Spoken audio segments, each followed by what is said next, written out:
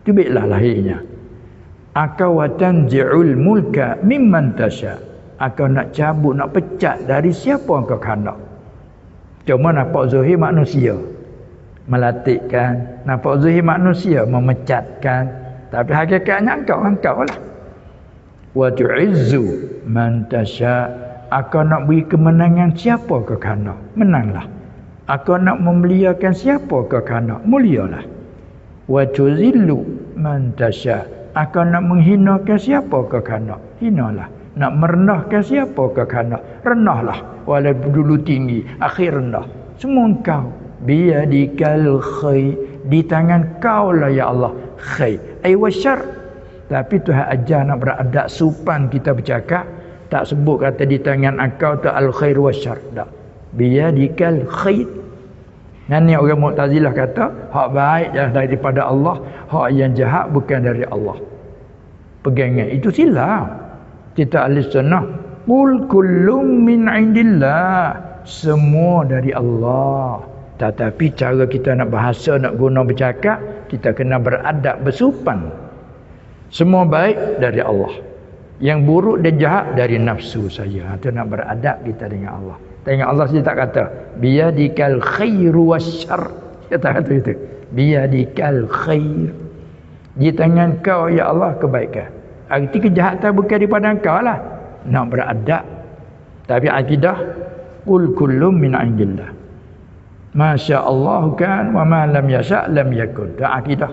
Ni cengah dengan orang Mu'tazilah. Ahli sunnah pergi begitu. Semua dari Allah, baik, jahat, taat, maksiat, semua dari Allah. Itu maksud dalam qada qada.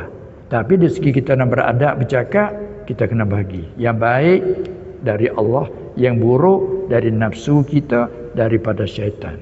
Maka tu dalam ilmu tasawuf dia panggil Allah menjadikan syaitan, Allah menjadikan nafsu kita yang bersifat amarah ibarat bagaikan ni. Panggil apa ni? Tisu. Kertas kan? Kertas tisu. Untuk apa kertas tisu? Untuk apa kertas tisu? Tak sepa dengan kertas surat khabar. Untuk baca khabar-khabaran, berita-berita kan? Tulis di situ. Ini untuk? Untuk buat? Membersihkan apa? Kekotoran, cuma-cuma sama ada najis dan tidak. Ni untuk dia kan? Peluh kita ni. Tangan kita kotor lepas makan, ya ada saya kuah sayur anak kuning-kuning. Orang sapu tak di sini? Tidak, ni bukan untuk buat menyapu kan? Itu. Ni untuk buat sapu ni. Kalau kita beli ni, mahal apa beli?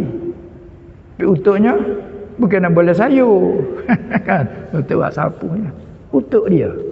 Ni Allah Ta'ala menjadi syaitan.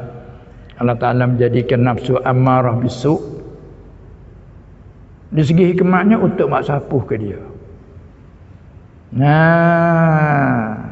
Maka bila terguna kena, boleh kebajikan pula. Begitulah Allah Ta'ala menjadikan nafsu amarah. Apa yang baik semua taufik hidayah dari Allah. Apa yang salah dan silap itu adalah dari nafsu saya. Tidak kata salah silap dari Allah. Jangan. Jahat adab, tidak ada sopan. Faham tak dah? Itulah.